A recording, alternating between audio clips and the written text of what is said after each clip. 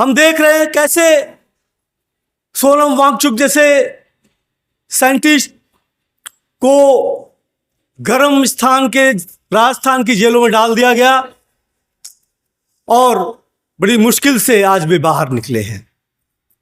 छत्तीसगढ़ के अंदर अगर आप सरकार के खिलाफ बात रख दी, आपको प्रो माओइस्ट घोषित कर दिया जाता है और प्रो माओइस्ट कह करके जेलों में डाल दिया जाता है। इस देश के आदिवासियों को, इस देश के दलितों को बचाना पड़ेगा और उनकी लड़ाई कोई और लड़ने वाला नहीं है, उनको खुद अपनी लड़ाई को लड़ना पड़ेगा। और याद रखो, आपको मुकदमे से डरने की जरूरत नहीं है, आपको मौत से डरने की जरूरत नहीं है, क्योंकि मौत केवल और केवल एक बार आती है। इसलिए निर्भीक होकर के लड़ोगे, निर्भीक होकर लड़ने वाले को कोई हरा नहीं, वे जीतते हैं। जो लोग लड़ते नहीं हैं वे कभी जीत नहीं पाते हैं। इसलिए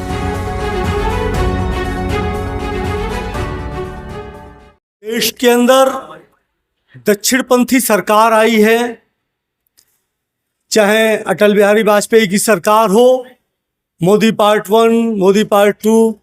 हम देख रहे हैं कि इन दक्षिणपंथी सरकारों ने हमारे देखते देखते एजुकेशन से दलित पिछड़े समाज को बेदखल करने के लिए ऐसी साजिश रची है कि गांव का मजदूर, खेत मजदूर, गरीब किसान का बच्चा शिक्षा से बेदखल कर दिया जाए।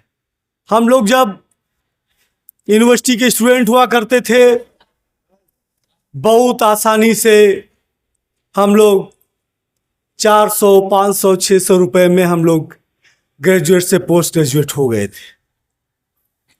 आज हम देखते हैं कि आप ग्रेजुएट और पोस्ट ग्रेजुएट बनने के लिए 60,000 से 40,000, 60,000, 1 लाख, 2 लाख, 3 लाख रुपए की ज़रूरत पड़ती है, तब बच्चा जा कर के ग्रेजुएट और पोस्ट ग्रेजुएट होता है। उसके बाद यूनिवर्सिटी से निकलेगा तो जॉबलेस। अभी वो फिर से हमारे समाज को पीछे धकेलने के लिए जाति आधारित सवर्णों में गरीबी की बात कर रहे हैं। हमने देखा कि बहुत बड़े बड़े पैसे वाले लोग रिश्वत देकर के गरीब होने का सर्टिफिकेट बनवा ले रहे हैं और उसके बाद वे नौकरियों पे कब्जा कर रहे हैं और उनकी जाति से उनकी योग्यता को देखा जा रहा है। हम इस बात को कहना चाहते हैं कि जब तक इस देश के जो आदिवासी हैं, जो वनवासी हैं, जो दलित हैं, उनकी आप कला के आधार पे उनकी योग्यता को समझने की कोशिश करिए। मैंने छत्तीसगढ़ के, बस्तर के आदिवासियों के बीच में काम किया। एक अनपढ़ आदमी बेहतरीन हल बना सकता है, बेहतरीन तीर कमान बना सकता है, बेहतरीन नक्काशीदार चीजें बना सकता है और बस्तर की लकड़ी की कला पूरे बस्तर में नहीं, पूरे छत्तीसगढ़ में नहीं, पूरे देश में सबसे उत्कृष्ट प्रकार की कला है। तब हम कहते हैं कि आप तो पढ़ने ही नहीं देना चाहते हैं। जिन लोगों ने बिना पढ़े लिखे योग्यताएं हासिल की हैं, आप उनके भी अंगूठे काट देना चाहते हैं। साथियों, ये बेहद चिंता का दौर है। आज हम जो बोल पा रहे हैं, इस पे भी खतरा बना हुआ है कि आने वाले समय में जब इस देश का दलित, इस देश का आदिवासी, जब इस देश का ओबीसी अपनी आवाज उठाएगा, उसके ऊपर मुकदमे कर दिए जाएंगे। अभी हम देखते हैं जम्मू कश्मीर के अंदर हम लोग काम करते हैं। जम्मू कश्मीर में लोग डरते हैं कि साहब पीएसए लगा दिया जाएगा और पीएससी के तहत यहाँ के विधायकों को बंद कर दिया जाता है। पीएसए लगाने के बाद जमानत नहीं मिलती है, 2-2 साल तक आपको यूं ही जेल में डाल दिया जाएगा। यह स्थिति जम्मू कश्मीर की है। हम देख रहे हैं कैसे सोनम वांगचुक जैसे साइंटिस्ट को गर्म स्थान के राजस्थान की जेलों में डाल दिया गया और बड़ी मुश्किल से आज भी बाहर निकले हैं। छत्तीसगढ़ के अंदर अगर आपने मजबूती से सरकार के खिलाफ बात रख दी, आपको प्रो माओइस्ट घोषित कर दिया जाता है और प्रो माओइस्ट कह करके जेलों में डाल दिया जाता है।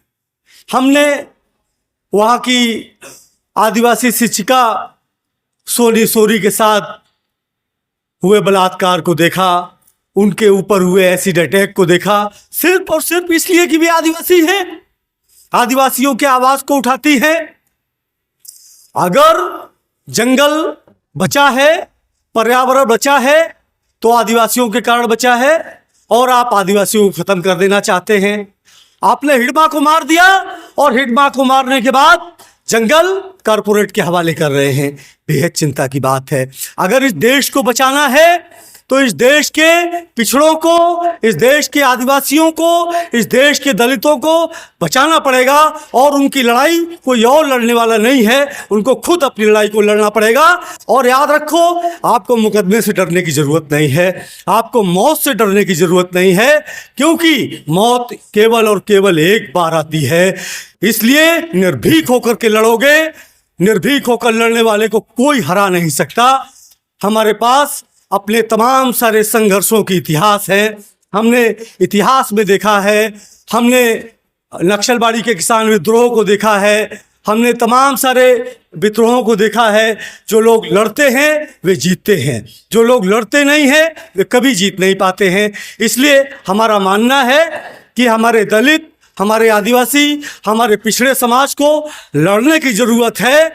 लड़ करके या तो आप जीतेंगे या शहीद होंगे। बीच का रास्ता हमारा रास्ता नहीं हो सकता। बहुत लंबी चौड़ी बात करने के बजाय मैं आह्वान करता हूं इस देश के तमाम सारे दलित पिछड़े नौजवानों को, वे संगठित हो और संघर्ष के लिए आगे आए। अपनी बात को विराम देता हूं। इंकलाब जिंदाबाद।